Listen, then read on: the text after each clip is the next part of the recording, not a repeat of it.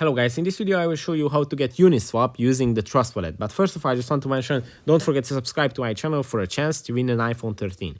Let's jump into it. First, open your Trust Wallet, then go to the Wallet section, and at the Wallet section on the top of the screen you see the receive and buy icons.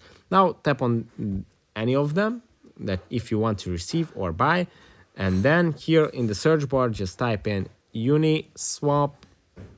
And when you tap on it, it's going to generate for you a new QR code. And with this QR code, you can receive Uniswap in your Trust Wallet. Or you can just tap on the copy icon and it's going to copy your Uniswap address and you can receive Uniswap this way.